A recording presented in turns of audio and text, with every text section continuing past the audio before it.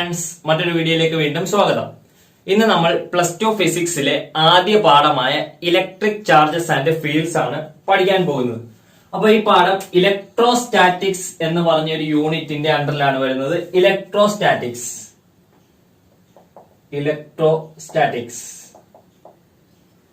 പാഠത്തിന്റെ പേര് electric charges and fields. നമ്മുടെ +2 ഫിസിക്സ് ഫസ്റ്റ് പാർട്ട് ടെക്സ്റ്റിനെ നമുക്ക് വേണമെങ്കിൽ ഒരൊറ്റ ബ്രാഞ്ച് അല്ലെങ്കിൽ ഫിസിക്സിന്റെ ഒരൊറ്റ ബ്രാഞ്ച് ആയ ഇലക്ട്രോ മാഗ്നറ്റിസം എന്ന് വേണമെങ്കിൽ നമ്മൾ വിളിച്ചാൽ തെറ്റില്ല. ഫസ്റ്റ് പാർട്ടിൽ ഏകദേശം 7 പാഠത്തോളമുണ്ട്. ഈ 7 പാഠവും ഇലക്ട്രോ മാഗ്നറ്റിസം എന്ന ഈ കോൺസെപ്റ്റിൽ റിവോൾവ് ചെയ്തിരിക്കുകയാണ്. ഇലക്ട്രോ മാഗ്നറ്റിസത്തെ ഞാൻ രണ്ടായി തിരിക്കുകയാണ്. ഒന്ന് ഇലക്ട്രോസ്റ്റാറ്റിക്സ്, രണ്ട് ഇലക്ട്രോഡൈനാമിക്സ്. ഇലക്ട്രോസ്റ്റാറ്റിക്സും ഇലക്ട്രോഡൈനാമിക്സും. അപ്പോ സ്റ്റാറ്റിക്സ് എന്ന് കേട്ടാലേ നമുക്കറിയാം which means something is at rest അല്ലെങ്കിൽ സംതിങ് ഈസ് നോട്ട് മൂവിങ്. അപ്പോ ഇലക്ട്രോസ്റ്റാറ്റിക്സ് എന്ന് പറഞ്ഞു കഴിഞ്ഞാൽ ഇലക്ട്രോ എന്ന് കേൾക്കുമ്പോഴും നമുക്ക് മനസ്സിലാവും ചാർജിനെ പറ്റി റിലേറ്റ് ചെയ്ത് എന്തോ ആണ്. അപ്പോ ചാർജസ് അറ്റ് റെസ്റ്റ്. അപ്പൊ ഇലക്ട്രോസ്റ്റാറ്റിക്സിനകത്ത് നമ്മൾ ബേസിക്കലി ചാർജസ് അറ്റ് റെസ്റ്റുമായി ബന്ധപ്പെട്ട എന്തോ ആണ് പഠിക്കാൻ പോകുന്നത്.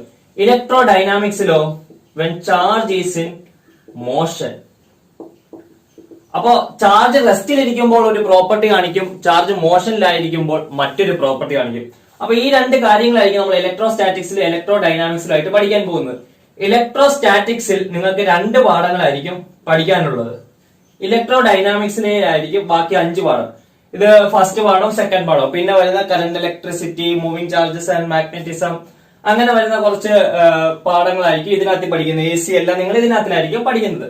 അപ്പോ ആദ്യം തന്നെ നമുക്ക് ചാർജസിനെ പറ്റി പറയാം, പിന്നെ അതിനുശേഷം ഇലക്ട്രോസ്റ്റാറ്റിക്സിനെ പറ്റി പറയാം. അപ്പോ നമ്മുടെ ഈ വീഡിയോയിൽ ബേസിക് ആയിരിക്കും, പാഠത്തിന്റെ ബേസിക് ആയിരിക്കും നിങ്ങളുടെ മുന്നിൽ അവതരിപ്പിക്കാൻ പോകുന്നത്. അപ്പോ നമുക്ക് ആദ്യം തന്നെ ഇലക്ട്രോസ്റ്റാറ്റിക്സിൽ നിന്ന് തുടങ്ങാം, നമ്മുടെ പാഠത്തിന്റെ യൂണിറ്റിൽ നിന്ന് തുടങ്ങാം. What is electrostatics? Electrostatics is the branch of physics which deals with the study of charges at rest. റെസ്റ്റിലിരിക്കുന്ന ചാർജുകളെ പറ്റി പഠിക്കുന്ന ഫിസിക്സിലെ ഒരു ബ്രാഞ്ച് ആണ് ഇലക്ട്രോസ്റ്റാറ്റിക്സ് എന്ന് പറയുന്നത്. Electrostatics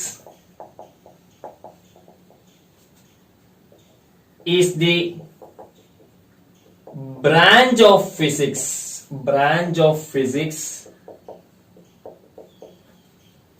which deals with the study of charges at rest.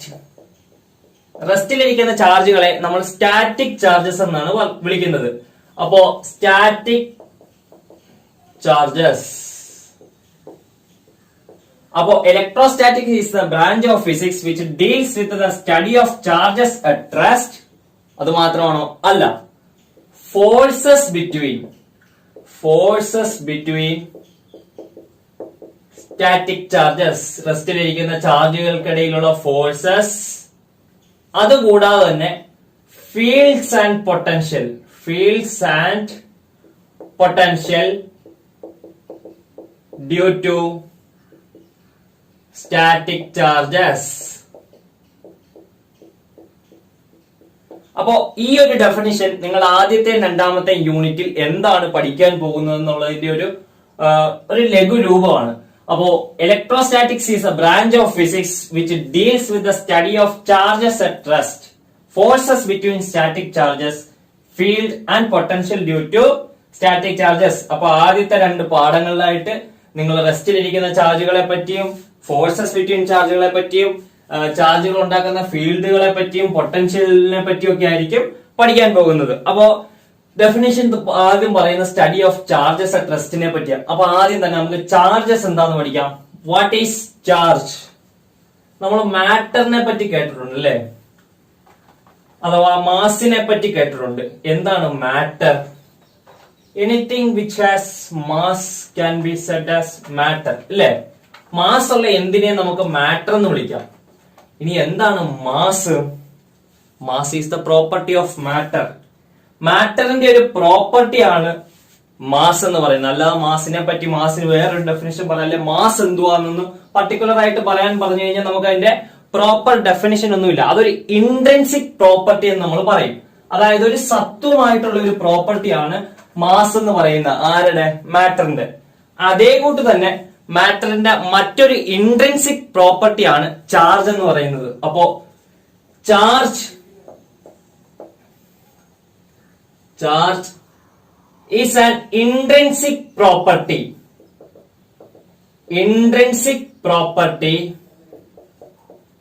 of matter. Charge is an intrinsic property of matter. അതുകൊണ്ട് അത് എന്ത് ചെയ്യും? By which it exerts electrostatic force അല്ലെങ്കിൽ ഇലക്ട്രിക്കൽ ഫോഴ്സ്. നമ്മളിവിടെ സ്റ്റാറ്റിക് പറയുന്നതുകൊണ്ട് electrostatic force on other objects and responds to electrostatic force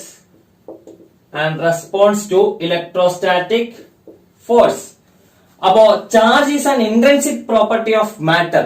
അത് മാറ്ററിന്റെ ഒരു സത്വമായിട്ടുള്ള ഒരു പ്രോപ്പർട്ടിയാണ്. ഇതുമൂലം മറ്റുള്ള വസ്തുക്കളിൽ ഇലക്ട്രോസ്റ്റാറ്റിക് ഫോഴ്സ് എക്സേർട്ട് ചെയ്യുകയും ഇലക്ട്രോസ്റ്റാറ്റിക് ഫോഴ്സിന് പ്രതികരിക്കുകയും ചെയ്യുന്ന മാറ്ററിന്റെ പ്രോപ്പർട്ടിയാണ് നമ്മൾ ചാർജ് എന്ന് വിളിക്കുന്നത്. മാറ്ററിന്റെ മറ്റൊരു പ്രോപ്പർട്ടിയാണ് മാസ് എന്ന് പറയുന്നത്. ആ മാസ് എന്ത് ചെയ്യും? മാസ് ആക്സിലറേറ്ററിനെതിരെ പ്രതികരിക്കുക, അല്ലെങ്കിൽ ആ വസ്തു ആക്സിലറേറ്റ് ചെയ്യാതിരിക്കാൻ, അല്ലെ ആക്സിലറേഷനെ മാസ് തടയുന്നത് കൂട്ട് ചാർജ് ഇവിടെ ഇലക്ട്രോസ്റ്റാറ്റിക് മറ്റുള്ള വസ്തുക്കളിൽ ഇലക്ട്രോസ്റ്റാറ്റിക് ഫോഴ്സ് കൊടുക്കുകയും ഇലക്ട്രോസ്റ്റാറ്റിക് ഫോഴ്സിന് റെസ്പോണ്ട് ചെയ്യുകയുമാണ് ചെയ്യുന്നത്.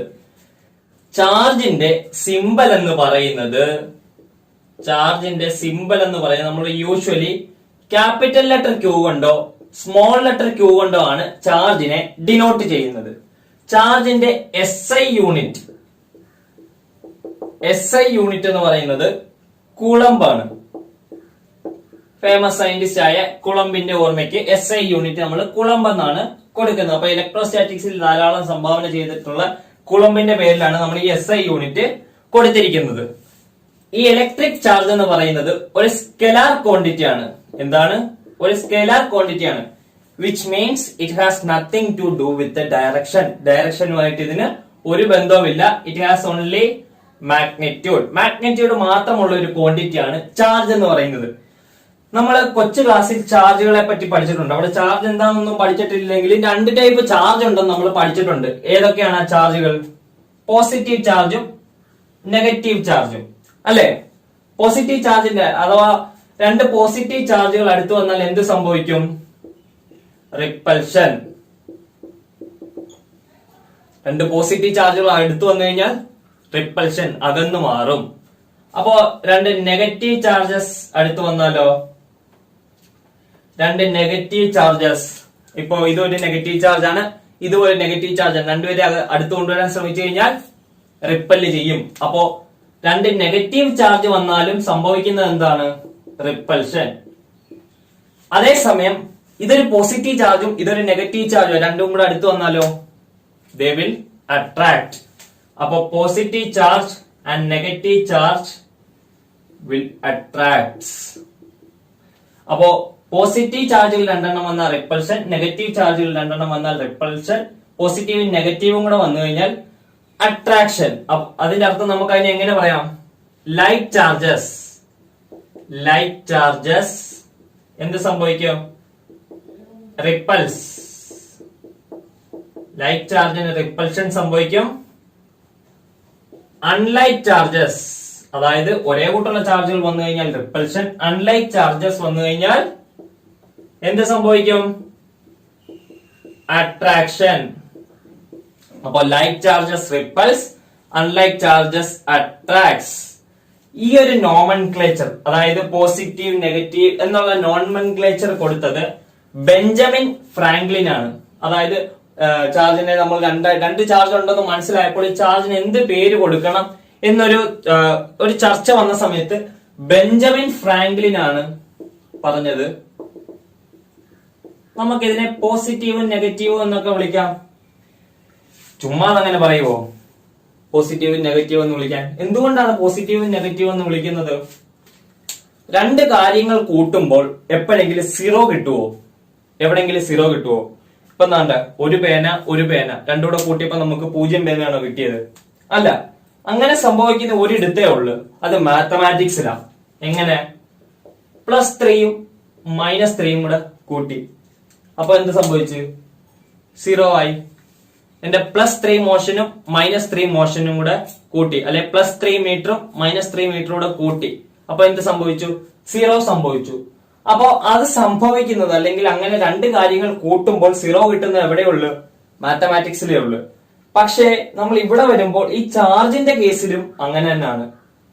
ഒരു പോസിറ്റീവ് ചാർജും ഒരു നെഗറ്റീവ് ചാർജും, അല്ലെങ്കിൽ എപ്പോഴെങ്കിലും ഒക്കെ ഇത് എക്സ്പീരിമെന്റലി പ്രൂവ്ഡ് കാര്യങ്ങളാണ്. അപ്പൊ നമുക്ക് ഇതിന് പ്രോപ്പർ ആയിട്ടുള്ള ഒരു റിട്ടേൺ പ്രൂഫ് ഒന്നുമില്ല. അപ്പോ രണ്ട് ചാർജുകൾ ഒരുമിച്ച് ഒരു സ്ഥലത്ത് വന്ന സമയത്ത് ചാർജ് ഇല്ലാതായി അനുഭവപ്പെട്ടു, അതായത് ചാർജ് നശിച്ചു പോയി, അല്ലെങ്കിൽ ചാർജ് ഇല്ലാതാകുന്ന ഒരു അവസ്ഥ വന്നു. ഉദാഹരണത്തിന് ഒരു ഇലക്ട്രോണും ഒരു പോസിട്രോണും. ഇതിപ്പോ കണ്ട് പേടിക്കണ്ട, ഇതിനെപ്പറ്റി നിങ്ങൾ ഡീറ്റെയിൽഡ് ആയിട്ട് നിങ്ങളുടെ മോഡേൺ ഫിസിക്സിനകത്ത് സെക്കൻഡ് ഇയറിൽ തന്നെ മോഡേൺ ഫിസിക്സിന്റെ ആ സെക്ഷനകത്ത് ഇതിനെപ്പറ്റിയൊക്കെ പറയും. ഞാൻ ഇത് നിങ്ങൾ മനസ്സിലാക്കിയിരിക്കാം. ഇലക്ട്രോണും പോസിട്രോണും കൂടെ ചേരുമ്പോ ഗാമ റേ ആയിട്ട് മാറും. ആ സമയത്ത് ചാർജുകൾ നശിച്ചു, അഥവാ ചാർജ് സീറോ ആയി. അപ്പോ ചാർജ് സീറോ ആവുന്ന എങ്ങനെയാണ്? രണ്ട് പോസിറ്റീവും നെഗറ്റീവും ക്വാണ്ടിറ്റി വരുന്നതുകൊണ്ടാണ്.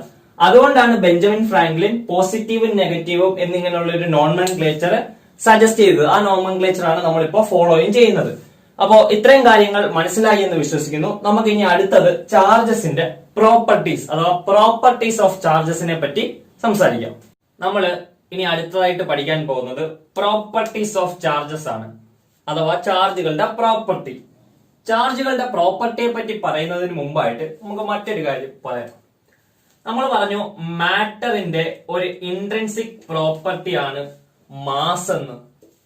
മാറ്ററിന്റെ ഒരു ഇൻട്രിൻസിക് പ്രോപ്പർട്ടിയാണ് മാസ് എന്ന്. ഇപ്പൊ നമ്മൾ പഠിച്ചു മാറ്ററിന്റെ മറ്റൊരു ഇൻട്രിൻസിക് പ്രോപ്പർട്ടിയാണ് ചാർജ് എന്ന്. മാറ്ററിന്റെ മറ്റൊരു ഇൻട്രിൻസിക് പ്രോപ്പർട്ടിയാണ് ചാർജ് എന്ന് ഇപ്പൊ നമ്മൾ പഠിച്ചു. മാറ്ററിന്റെ ഒരു ഇൻട്രിൻസിക് പ്രോപ്പർട്ടിയാണ് മാസ് എന്ന് നമുക്ക് ഓൾറെഡി അറിയാം. മാറ്റർ മറ്റൊരു വസ്തുവിൽ ഫോഴ്സ് എക്സേർട്ട് ചെയ്യുന്നത് മാറ്ററിന്റെ ഈ രണ്ട് പ്രോപ്പർട്ടിയുടെ സഹായത്താലാണ്. മാസിന്റെ സഹായത്താൽ മറ്റു വസ്തുക്കളിൽ ഗ്രാവിറ്റേഷണൽ ഫോഴ്സ് എക്സേർട്ട് ചെയ്യും. ഗ്രാവിറ്റേഷണൽ ഫോഴ്സിനെ പറ്റി നമ്മൾ ഡീറ്റെയിൽഡ് ആയിട്ട് ഫസ്റ്റ് ഇയറിൽ പഠിച്ചതാണ്. F=Gm1m2/r² എന്ന ഇൻവേഴ്സ് സ്ക്വയർ ലോയും G എന്ന ഗ്രാവിറ്റേഷണൽ കോൺസ്റ്റന്റിനെ പറ്റിയൊക്കെ നമ്മൾ ഡീറ്റെയിൽഡ് ആയിട്ട് കഴിഞ്ഞ വർഷം പഠിച്ചതാണ്. ഈ വർഷം നമ്മൾ ചാർജിനെ പറ്റിയാണ് പഠിക്കുന്നത്. അപ്പൊ ചാർജിന്റെ സഹായത്താൽ മാറ്റർ എക്സേർട്ട് ചെയ്യുന്ന ഫോഴ്സ് ആണ് ഇലക്ട്രിക്കൽ ഫോഴ്സ്. ചാർജിന്റെ ഡെഫിനിഷൻ നമ്മൾ പറഞ്ഞപ്പോ നമ്മൾ പറഞ്ഞിരുന്നു charge is an intrinsic property of matter by which it exert electrostatic force എന്ന് അവിടെ പറഞ്ഞെങ്കിലും electrical force on other object and response to electrical force. Electrical force മറ്റു വസ്തുക്കളിൽ എക്സേർട്ട് ചെയ്യുകയും ഇലക്ട്രിക്കൽ ഫോഴ്സിന് പ്രതികരിക്കുകയും ചെയ്യുന്ന മാറ്ററിന്റെ പ്രോപ്പർട്ടിയാണ് ചാർജ് എന്ന്. അപ്പോൾ ചാർജിന്റെ സഹായത്താൽ മാറ്റർ എക്സേർട്ട് ചെയ്യുന്നതാണ് electrical force. Gravitational force first ഇയറിൽ പഠിച്ചു. ഇനി എന്താണ് ഇലക്ട്രിക്കൽ ഫോഴ്സ്? നമ്മൾ പറഞ്ഞു രണ്ട് പോസിറ്റീവ് ചാർജുകൾ അടുത്ത് വന്നു കഴിഞ്ഞാൽ വികർഷിക്കും അഥവാ റിപ്പൽ ചെയ്യും. രണ്ട് നെഗറ്റീവ് ചാർജുകൾ തമ്മിൽ റിപ്പൽ ചെയ്യും. ഒരു പോസിറ്റീവ് ഒരു നെഗറ്റീവ് ചാർജും വന്നു കഴിഞ്ഞാൽ അട്രാക്ട് ചെയ്യുന്നു. ഇവിടെ റിപ്പൽഷൻ, ഇവിടെ അട്രാക്ഷൻ. ഇങ്ങനെ റിപ്പൽ ചെയ്യണമെങ്കിലും അട്രാക്ട് ചെയ്യണമെങ്കിലും ഒരു ഫോഴ്സിന്റെ സഹായം ആവശ്യമാണ്. അതിനെ സഹായിക്കുന്ന ഫോഴ്സിനെയാണ് നമ്മൾ ഇലക്ട്രിക്കൽ ഫോഴ്സ് എന്ന് വിളിക്കുന്നത്. The force which helps in the repulsion of light charges and attraction of opposite charges is called electrical force എന്ന് പറഞ്ഞു കഴിഞ്ഞാൽ തെറ്റൊന്നുമില്ല. ഇനി നമുക്ക് നമ്മുടെ ടോപ്പിക് ആയിട്ടുള്ള പ്രോപ്പർട്ടീസ് ഓഫ് ചാർജിലേക്ക് മടങ്ങി വരാം. പ്രോപ്പർട്ടീസ് ഓഫ് ചാർജിനകത്ത് ബേസിക്കലി നിങ്ങൾക്ക് ചാർജിന്റെ 3 പ്രോപ്പർട്ടികളാണ് പഠിക്കാനുള്ളത്. നമുക്ക് അവ ഓരോന്നായിട്ട് നോക്കാം. പ്രോപ്പർട്ടീസ് ഓഫ് ചാർജിനകത്തിൽ നിങ്ങളുടെ ആദ്യത്തെ പ്രോപ്പർട്ടി എന്ന് പറയുന്നത് ക്വാണ്ടൈസേഷൻ ഓഫ് ചാർജ് ആണ്. എന്താണ്? Quantisation of charge. ഞാൻ ആ ഡെഫിനിഷൻ ഒന്ന് പറയാം, അതിനുശേഷം അതെന്താന്ന് പറയാം. The property of charge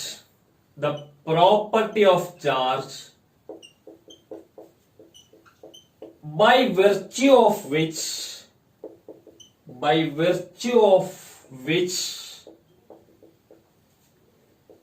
the total free charges അല്ലെങ്കിൽ the free charges on a body, the property of charges by virtue of which the free charges on a body will be seen as the integral multiple of the fundamental charge,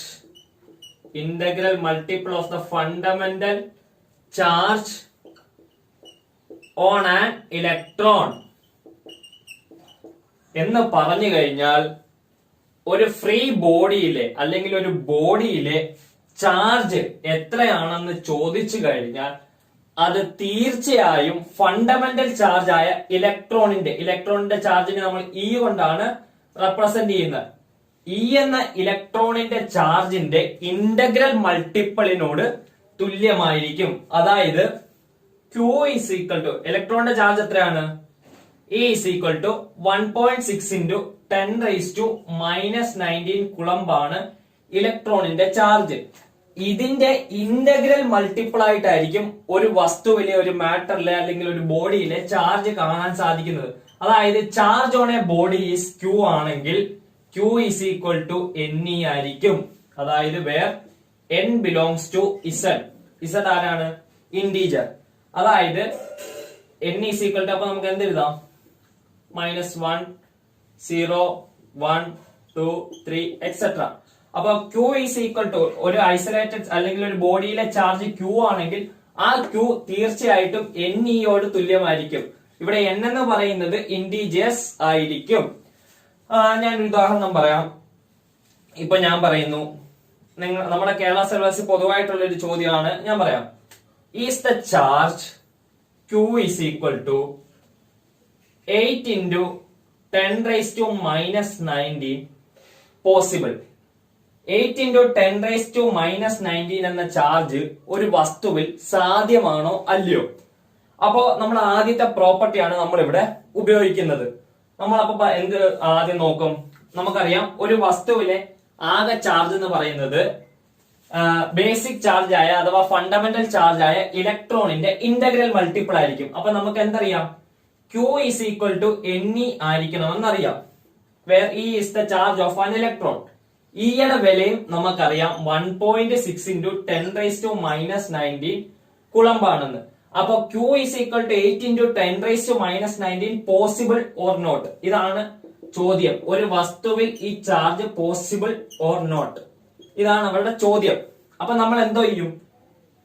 Ne is equal to നമ്മൾ തന്നിരിക്കുന്ന charge 8 into 10 raised to minus 19 coulomb. അതിനുശേഷം നമ്മൾ എന്ത് ചെയ്യും? ആ E ഇപ്പുറത്ത് കൊടുക്കും. അപ്പൊ എന്ത് സംഭവിക്കും? 8 into 10 raised to minus 90 divided by ഈയുടെ വില എത്ര? 1.6 into 10 raised to minus 90. 10 raised to minus 19 10 raised to minus 19 വെട്ടിപ്പോകും. 1.6 into 5 എത്ര? 5 into 6 30. 5 into 1 5 plus 3 8. ഒരു സ്ഥാനം മാറ്റി കുത്തിട്ടു. അപ്പൊ 1.6 ഉം 8 ഉം തമ്മിൽ 5 തവണയായി വെട്ടിപ്പോകും. അപ്പോ N is equal to 5 എന്ന് നമുക്ക് കിട്ടി. അതായത് ഇവിടെ ഒരു ഇന്റീജർ വന്നു. ഇതിന്റെ അർത്ഥം ഈ ചാർജ് ഒരു ബോഡിയിൽ പോസിബിൾ ആണെന്നാണ്. അപ്പോ ഇവിടെ N is equal to 5 എന്ന് പറയുന്നത് ഒരു ഇന്റീജർ ആയതുകൊണ്ട് തന്നെ 8 into 10 raised to minus 19 എന്ന് പറയുന്ന ഒരു ചാർജ് ഒരു ബോഡിയിലെ ചാർജ് ആണ് 8 × 10⁻⁻19 പോസിബിൾ ആണോ അല്ലയോ എന്നാണ് നമ്മൾ ഇടയ്ക്ക് ചോദിച്ചത്.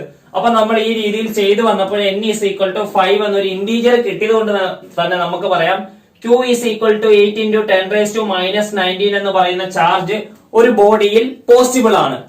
അപ്പോ പോസിബിൾ അല്ലാതെ വരുന്നത് എപ്പോഴാണ്? നമ്മൾ n = ഇന്റീജറിന് പകരം ഇപ്പൊ 3/2 അല്ലെങ്കിൽ 1/6 അങ്ങനെ ഫ്രാക്ഷൻ ആയിട്ട്, അതായത് ഇന്റീജർ അല്ലാതെ മറ്റേതൊരു സംഖ്യ ആയിട്ട് നമുക്ക് ലഭിച്ചാലും അതിന്റെ അർത്ഥം ആ ചാർജ് അങ്ങനെ നിലനിൽക്കാൻ ആ വസ്തുവിൽ സാധ്യമല്ല. കാരണം എന്താ? ഇലക്ട്രോൺ മുറിഞ്ഞ് ചാർജ് എങ്ങും പോകുന്നില്ല. ഇലക്ട്രോണിന്റെ ചാർജ് ആണ് ഫണ്ടമെന്റൽ ചാർജ്. ആ ഫണ്ടമെന്റൽ ചാർജിന്റെ ഇന്റഗ്രൽ മൾട്ടിപ്പിൾ ആയിരിക്കും തീർച്ചയായിട്ടും എല്ലാ വസ്തുക്കളിലെയും ആകെ ചാർജിനോട് തുല്യമാകുന്നത്. ഫണ്ടമെന്റൽ ചാർജിന്റെ ഇന്റഗ്രൽ മൾട്ടിപ്പിൾ Q = NE എന്ന ഇന്റഗ്രൽ മൾട്ടിപ്പിൾ ആയിരിക്കും എല്ലാ ചാർജിലെ ആകെ തുക എടുക്കുമ്പോൾ നമുക്ക് കിട്ടുന്നത്. നമ്മൾ ഇനി ചാർജിന്റെ രണ്ടാമത്തെ പ്രോപ്പർട്ടി പഠിക്കാൻ പോവുകയാണ്. രണ്ടാമത്തെ പ്രോപ്പർട്ടിയാണ് കൺസർവേഷൻ ഓഫ് ചാർജ്. എന്താണ് കൺസർവേഷൻ ഓഫ് ചാർജ്? നമ്മള് കൺസർവേഷൻ ഓഫ് എനർജിയെ പറ്റിയൊക്കെ കേട്ടിട്ടുണ്ട്. എന്താണ്? Energy can neither be created nor be destroyed but it can be transformed from one form to another. ഇവിടെ കൺസർവേഷൻ ഓഫ് ചാർജും ഏകദേശം അതേ രൂപത്തിലാണ്. എങ്കിലും നമുക്ക് ആദ്യം ഇതിന്റെ ഒരു പ്യുവർ ഫിസിക്സ് ഡെഫിനിഷൻ നോക്കാം. Conservation of charge: the property of charge, the property of charge by virtue of which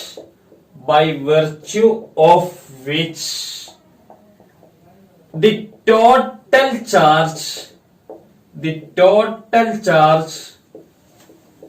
on an isolated system remains constant.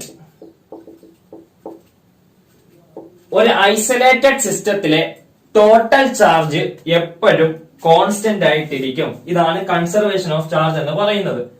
നമുക്ക് അതിന് ഒരു എക്സാമ്പിൾ ആയിട്ട് ഒരു പ്രോബ്ലം ചെയ്യാം. ഒരു സിമ്പിൾ പ്രോബ്ലം. ഇതൊരു ഐസൊലേറ്റഡ് സിസ്റ്റം, ഇതൊരു ഇൻസുലേറ്റർ ആണെന്നോ എല്ലാം കരുതുക. ഇതൊരു ഐസൊലേറ്റഡ് സിസ്റ്റം ആണെന്ന് കരുതുക. ഈ പെട്ടിക്കകത്ത് 3 ചാർജുകളുണ്ട്.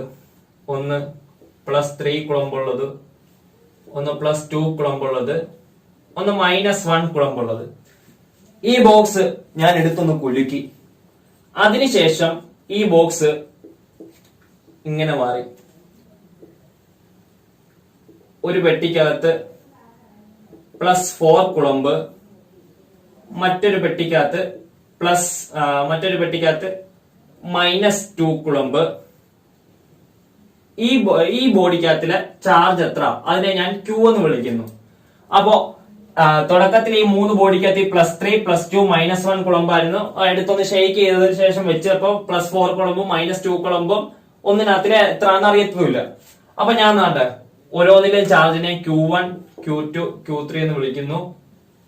ഇത് അതേ കൂട്ട് തന്നെ അതിനുശേഷം Q4 Q5 Q6 എന്നും വിളിക്കുന്നു.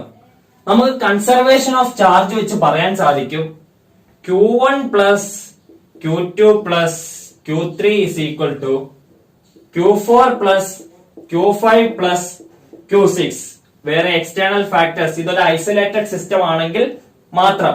അപ്പൊ Q1 +3 +2 -1 +4 -2 പ്ലസ് അറിയാത്തതിനെ സ്മോൾ ലെറ്റർ Q എന്ന് വിളിച്ചു. +3 +2 5 5 -1 4 4 +4 -2 +2 2 +2. ഇവിടെ നമുക്ക് Q +2 എന്ന് കിട്ടി. അപ്പൊ ഇതിലെ ചാർജ് ഈ Q ഈ ബോഡിയിലെ ചാർജ് നമുക്ക് +2 കുളമ്പ് എന്ന് കിട്ടി. അപ്പൊ രണ്ടാമത്തെ പ്രോപ്പർട്ടി കൺസർവേഷൻ ഓഫ് ചാർജ് എന്താണ്? The property of a charge by virtue of which the total charge on an isolated system remains constant. ഇനി ഇതിന് നമ്മൾ എനർജിക്ക് പറഞ്ഞു വിട്ടൊരു ഡെഫിനിഷൻ കൊടുക്കാം. പക്ഷെ ആ ഡെഫിനിഷനകത്ത് നമ്മൾ എനർജി പറയുന്നതിനെ കൂട്ട് ഒരല്പം മാറ്റിയായിരിക്കും പറയുന്നത്. ഡെഫിനിഷൻ ഇങ്ങനെയാണ്: charges can B created or destroyed in equal and unlike pairs only. എന്താണ്? ചാർജസ് ചാർജസ് ഇതിന് പകരം ഇതൊരു ഡെഫിനിഷൻ, അതേ ഡെഫിനിഷൻ തന്നെ ആയിരിക്കും നമ്മൾ ഇവിടെ പറയുന്നത്. Charges can be created or destroyed in equal and unlike pairs only. ചാർജിനെ നിർമ്മിക്കാനും സാധിക്കും, നശിപ്പിക്കാനും സാധിക്കും. പക്ഷെ എങ്ങനെ മാത്രം? ഈക്വൽ ആയിട്ടുള്ള അൺലൈക്ക് പെയർസ്. ഇതിനെ നമ്മൾ പെയർ പ്രൊഡക്ഷൻ എന്നൊക്കെ പറയും. അതായത് നമ്മൾ ഡീറ്റെയിൽഡ് ആയിട്ട് നമ്മുടെ മോഡേൺ ഫിസിക്സിനകത്ത് ഇതിനെപ്പറ്റി ഡീറ്റെയിൽഡ് ആയിട്ട് ഈ വർഷം തന്നെ പഠിക്കാനുണ്ട്. ഗാമാ റേ ഫോട്ടോൺ എന്ത് സംഭവിച്ചു? വിഘടിച്ച് ഒരു ഇലക്ട്രോണും ഒരു പോസിട്രോണും, ഇലക്ട്രോണിന്റെ മാസം പോസിറ്റീവ് ചാർജും ഉള്ള ഒരു വസ്തുവാണ് പോസിട്രോൺ എന്ന് പറയുന്നത്. അപ്പൊ ഗാമാ റേ വിഘടിച്ച് ഒരു ഇലക്ട്രോണും ഒരു പോസിട്രോണും ജനറേറ്റ് ചെയ്യുന്നു, ഉണ്ടാകുന്നു. അതേ കൂട്ട് തന്നെ മുമ്പേ പറഞ്ഞുകൂട്ട് ഒരു ഇലക്ട്രോണും ഒരു പോസിട്രോണും ചേർന്ന് ഗാമാ റേസ് ഫോം ചെയ്യാറുമുണ്ട്. അപ്പൊ ഇവിടെ ജനിക്കാറുമുണ്ട്, നശിക്കാറുമുണ്ട്. അപ്പൊ charges can B created or destroyed in equal and unlike pairs only. അപ്പൊ ചിലയിടത്ത് നമ്മൾ ചില സ്ഥലങ്ങളിൽ നോക്കുകയാണെങ്കിൽ ഡെഫിനിഷൻ ഇങ്ങനെയും കാണാൻ സാധിക്കും. Charges can neither be created nor B destroyed. അങ്ങനെ പറഞ്ഞാലും ഇത് ഏകദേശം ശരി തന്നെയാണ്. കാരണം ഇവിടെ പുതിയൊരു ചാർജ് നിർമ്മിക്കപ്പെടുന്നില്ല. ഈ ചാർജിന് ഈ ചാർജ് കൊണ്ട് ക്യാൻസൽ ആയി പോകുന്നുണ്ട്. ഒരു നെഗറ്റീവിന് ഒരു പോസിറ്റീവ് ഉണ്ട്. ഇവിടെയും പുതിയ ചാർജ് ജനിക്കുകയോ ഒന്നും നശിക്കുകയോ ചെയ്യുന്നില്ല. കാരണം ഒരു പോസിറ്റീവ് പോകുമ്പോൾ ഒരു നെഗറ്റീവ് ഒപ്പം പോകുന്നുണ്ട്. ഇപ്പൊ ഉദാഹരണത്തിന് നമ്മൾ എഴുതുകയാണ് 5 + 6 = 6 + 5. ഇവിടെ ഞാൻ തിരിച്ചെഴുതുകയാണ് 5 + 6 + 1 - 1 = 6 + 5. ഇങ്ങനെ എഴുതിയെന്നും പറഞ്ഞ് ഈ ഇക്വേഷന്റെ വാല്യൂവിന് മാറ്റമൊന്നും വരുന്നില്ല. കാരണം ഞാൻ കൂട്ടിയ സംഖ്യ ഏതാണോ അത് കുറയ്ക്കുന്നുണ്ട്, അഥവാ കുറച്ച സംഖ്യ ഏതാണോ അത് കൂട്ടുന്നുണ്ട്. ആ പറഞ്ഞ കൂട്ട് തന്നെയാണ് ഇവിടെയും വരുന്നത്. ഒരു ഇലക്ട്രോൺ ജനിക്കുമ്പോൾ അതിനോടൊപ്പം തന്നെ അതിനെ ക്യാൻസൽ ചെയ്യാനായിട്ട് ഒരു പോസിട്രോണും ജനിക്കുന്നുണ്ട്. അപ്പോ നമുക്ക് വേണമെങ്കിൽ ഈ ഡെഫിനിഷൻ ഇങ്ങനെയും പറയാം: charges cannot be created or destroyed, അല്ലെങ്കിൽ charges cannot be created or destroyed. അതിനെ ഒന്നും കൂടെ പ്രോപ്പർ ആയിട്ട് നമ്മൾ പറയുക, അല്ലെങ്കിൽ ഇതിനെ ഒന്നും കൂടി വ്യക്തമാക്കി പറയുകയാണെങ്കിൽ നമുക്ക് പറയാം isolated charges cannot be created or destroyed. അതായത് ഒരു ഇലക്ട്രോൺ മാത്രമായിട്ട് നിർമ്മിക്കാനോ ഒരു ഇലക്ട്രോൺ മാത്രമായിട്ട് നശിപ്പിക്കാനോ അല്ലെങ്കിൽ ഒരു പോസിട്രോൺ മാത്രമായിട്ട് നിർമ്മിക്കാനോ നശിപ്പിക്കാനോ സാധ്യമല്ല. സംഭവിക്കുകയാണെങ്കിൽ പെയർ പ്രൊഡക്ഷൻ മാത്രമേ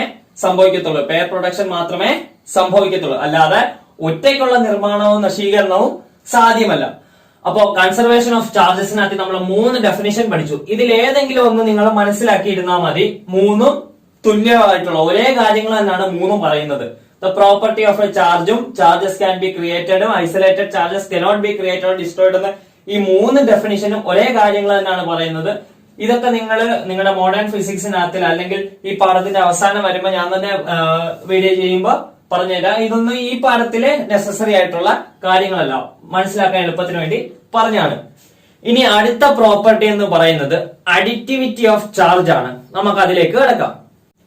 അടുത്തത് മൂന്നാമത്തെ പ്രോപ്പർട്ടി അഡിറ്റിവിറ്റി ഓഫ് ചാർജസ്. ഇത് പറയുന്നത് ഇങ്ങനെയാണ്: it is the property of charge by virtue of which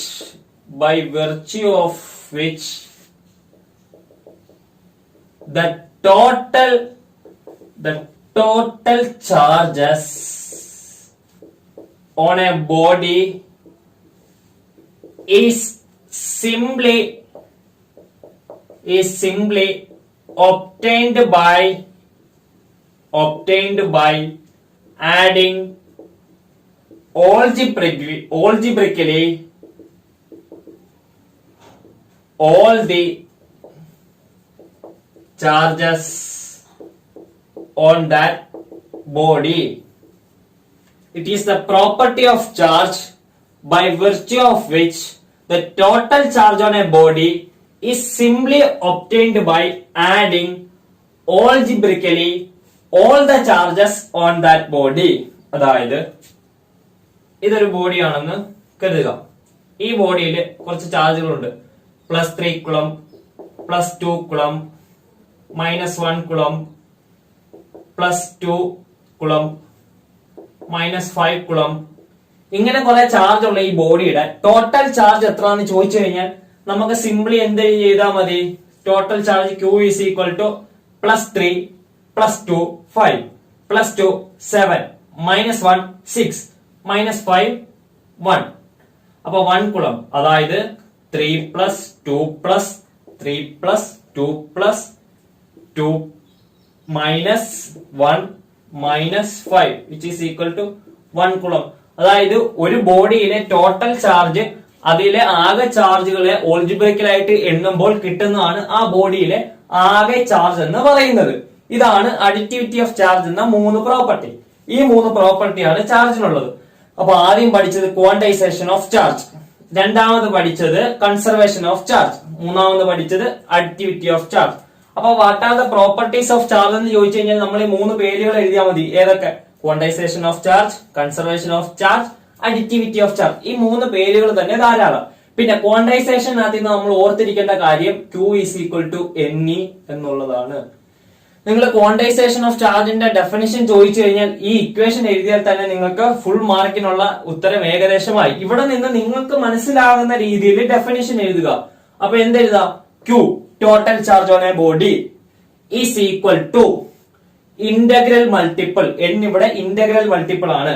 അപ്പൊ total charge on a body is equal to the integral multiple of ഇലക്ട്രോണിന്റെ ഫണ്ടമെന്റൽ ചാർജ് ആണ് നമ്മൾ അറിഞ്ഞിരിക്കണം.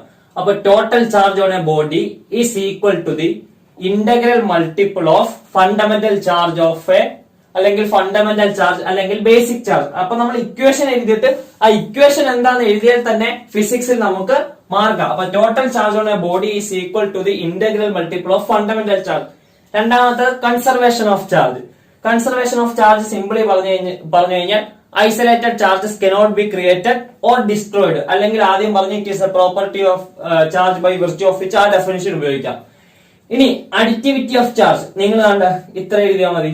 Total charge on a body simply obtained by adding algebraically കട്ടിയാണെങ്കിൽ അതും വിട്ടേല്, adding all the charges on that body. അപ്പൊ total charge on a body എന്ന് പറഞ്ഞു കഴിഞ്ഞാൽ സിംപ്ലി ആ ബോഡിയിലെ എല്ലാ ചാർജുകളും തമ്മിൽ കൂട്ടിയാൽ മതി. അപ്പൊ ഈ 3 പ്രോപ്പർട്ടി വളരെ സിമ്പിൾ ആയി നമുക്ക് മനസ്സിലാക്കിയിരിക്കാം.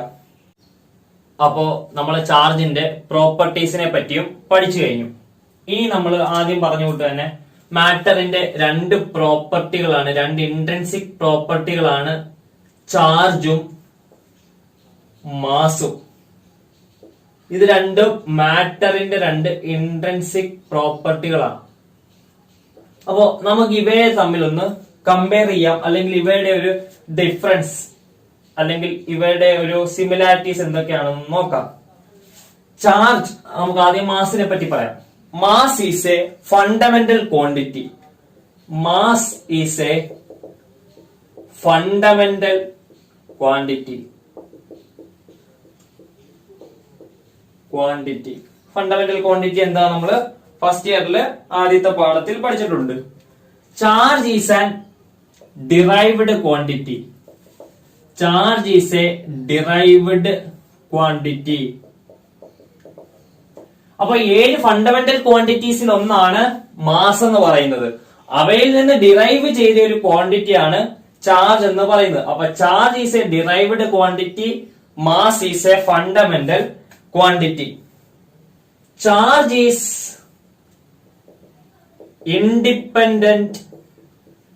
Independent of velocity. വെലോസിറ്റിയും ചാർജും തമ്മിൽ യാതൊരു ബന്ധവുമില്ല. Whereas mass increases with velocity. Velocity കൂടുന്നതിനനുസരിച്ച് ഒരു വസ്തുവിന്റെ മാസ് കൂടും. അതായത് mass of a moving body is equal to rest mass divided by root of 1 minus v square by c square എന്ന് നമുക്ക് ഫസ്റ്റ് ഇയറിൽ തന്നെ ഒരു ആപ്ലിക്കേഷൻ ആയിട്ട് ഈ ഇക്വേഷൻ വരുന്നുണ്ട്. അതായത് ഒരു വസ്തുവിന്റെ മാസ് അതിന്റെ വെലോസിറ്റി കൂടുന്നതിനനുസരിച്ച് കൂടും. നമുക്ക് ഇവിടെ നോക്കിക്കഴിഞ്ഞാൽ അത് മനസ്സിലാകും. ഇത് സി എന്ന് പറയുന്നത് ലൈറ്റിന്റെ വെലോസിറ്റി ആണ്, ഈ വി നമ്മുടെ വെലോസിറ്റി ആണ്, ഇത് നമ്മുടെ റെസ്റ്റ് മാസ് ആണ്, നമുക്ക് റെസ്റ്റിലുള്ളപ്പോൾ ഉള്ള മാസ് ആണ്. നമ്മുടെ സ്പീഡ് ഒരിക്കലും ലൈറ്റിന്റെ സ്പീഡിനോട് തുല്യമാകത്തില്ല. അപ്പോ ലൈറ്റിന്റെ സ്പീഡിനെക്കാളും കുറവായതുകൊണ്ട് തന്നെ ഇവിടെ 1നേക്കാളും ചെറിയൊരു സംഖ്യ ആയിരിക്കും വരുന്നത്. 1ൽ നിന്ന് അത് കുറച്ചു കഴിഞ്ഞാൽ വീണ്ടും 1നേക്കാളും ചെറിയൊരു സംഖ്യ, m0 ഡിവൈഡഡ് ബൈ 1നേക്കാളും ചെറിയൊരു സംഖ്യ ഓട്ടോമാറ്റിക്കലി റെസ്റ്റ് മാസിനെക്കാളും കൂടുതലായിരിക്കും. ഇവിടെ m0 റെസ്റ്റ് മാസ് ആണ്, അപ്പോ മൂവിംഗ് മാസ് എന്ന് പറയുന്നത് റെസ്റ്റ് മാസിനെക്കാളും കൂടുതലായിരിക്കും. അപ്പൊ മാസ് ഇൻക്രീസസ് വിത്ത് വെലോസിറ്റി. അടുത്തത് charge is always conserved. Charge എപ്പോഴും കൺസർവ്ഡ് ആയിരിക്കും. നമ്മൾ അതൊരു പ്രോപ്പർട്ടി ആയിട്ട് പഠിച്ചു കഴിഞ്ഞു. Mass is not always conserved. Mass എപ്പോഴും കൺസർവ്ഡ് ആയിരിക്കണമെന്നില്ല. Matter can be converted into energy. E is equal to mc square എന്ന് കൊച്ചു കുട്ടികൾ വരെ കേട്ടിട്ടുണ്ട്. E is equal to mc square എന്ന് നമ്മൾ കൊച്ചിലോട്ട് കേൾക്കുന്നുണ്ട്. എന്താണെന്ന് അറിയത്തില്ലെങ്കിൽ നമ്മൾ കൊച്ചിലോട്ട് കേട്ടിട്ടുണ്ട്. ആ റിലേഷൻ വെച്ച് മാസിനെ എനർജി ആയിട്ട് കൺവേർട്ട് ചെയ്യാൻ പറ്റും. അതുകൊണ്ട് തന്നെ mass is not always conserved. ഇനി നമുക്ക് എന്തെഴുതാം? ഡിഫറൻസ് എഴുതാം. എന്തെഴുതാം? Accelerated charges emits radiation. Accelerate ചെയ്യപ്പെടുന്ന ചാർജുകൾ റേഡിയേഷനെ എമിറ്റ് ചെയ്യും. അപ്പൊ ഇവിടെ എന്താ എഴുതാം? Accelerated mass do not emit radiation. അപ്പോ എക്സാമ്പിൾ ഡിഫറൻസ് ഒക്കെ ഇത്രയും മതി. ഇനി നിങ്ങൾക്ക് വേണമെങ്കിൽ എഴുതാം charge is quantized, mass is not quantized എന്നൊക്കെ നമുക്ക്, അല്ലെങ്കിൽ ക്വാണ്ടൈസേഷൻ ഓഫ് മാസിന്റെ ക്വാണ്ടൈസേഷനെ പറ്റി നമുക്ക് ഇതുവരെ ഇൻഫർമേഷൻ ഒന്നും ഇല്ല. അതേസമയം ചാർജ് ക്വാണ്ടൈസ്ഡ് ആണ് നമ്മൾ തൊട്ട് മുമ്പ് പ്രോപ്പർട്ടിയിൽ പറഞ്ഞു. അപ്പൊ അതൊക്കെ നമുക്ക് എക്സാമ്പിൾ ആയിട്ട് എഴുതാം. ഇത്രയും കാര്യങ്ങൾ മനസ്സിലാക്കിയിരിക്കുക. അപ്പോ ഈ വീഡിയോ നമുക്ക് ഇവിടെ കൊണ്ട് അവസാനിപ്പിക്കാം. പറഞ്ഞ ഇത്രയും കാര്യങ്ങൾ മനസ്സിലായി എന്ന് വിശ്വസിക്കുന്നു. നമുക്ക് ഇനി ഇതിന് ശേഷം മെത്തേഡ് ഓഫ് ചാർജിങ് എ ബോഡിയാണ് വരുന്നത്. അതിനുശേഷം കുളംബ്സ് ലോ, ഇതെല്ലാം നമുക്ക് സ്റ്റെപ്പ് ബൈ സ്റ്റെപ്പ് ആയിട്ട് പഠിക്കാം. അപ്പോ സെക്കൻഡ് ഇയറിലെ, അതായത് +2 ഫിസിക്സിന്റെ ഒരു പ്രോബ്ലം എന്താന്ന് പറഞ്ഞു കഴിഞ്ഞാൽ, ഓരോ പാഠവും തൊട്ട് മുമ്പത്തെ പാഠത്തിന്റെ കണ്ടിന്യൂഷൻ ആയിരിക്കും. ഞാൻ ആദ്യം പറഞ്ഞുകൊണ്ട് തന്നെ ഫസ്റ്റ് പാർട്ട് ടെക്സ്റ്റ് തന്നെ ഇലക്ട്രോമാഗ്നറ്റിസം എന്ന് പറയുന്ന ഒരു ബ്രാഞ്ച്. അപ്പൊ നമ്മൾ ഒരു പാഠം പഠിച്ചില്ല, അല്ലെങ്കിൽ ഒരു ടോപ്പിക്ക് സ്കിപ്പ് ചെയ്തു കഴിഞ്ഞാൽ ബാക്കി എല്ലാം അതുമായിട്ട് ലിങ്ക്ഡ് ആയിരിക്കും. അപ്പൊ നമ്മൾ ഒന്നും സ്കിപ്പ് ചെയ്യാതെ എല്ലാം മനസ്സിലാക്കിയിരിക്കുക. വളരെ സിമ്പിൾ ആയിട്ടുള്ള കാര്യം നമുക്ക് നോക്കി മനസ്സിലാക്കാം, വായിച്ച് മനസ്സിലാക്കാൻ പറ്റുന്ന കാര്യങ്ങളാണ്. അപ്പൊ ഇതെല്ലാം നിങ്ങൾക്ക് ഞാൻ എഴുതി തരുന്ന കൂട്ട് തന്നെ നിങ്ങൾ മനസ്സിലാക്കണമെന്നില്ല. നിങ്ങളുടേതായിട്ടുള്ള രീതിയിൽ ഇതിന് മോഡിഫിക്കേഷൻ വരുത്തി പഠിക്കുക. അടുത്ത വീഡിയോയിൽ നമുക്ക് മെത്തേഡ് ഓഫ് ചാർജിംഗ് ആയിട്ട് കാണാം. അതുവരേക്കും ബൈ.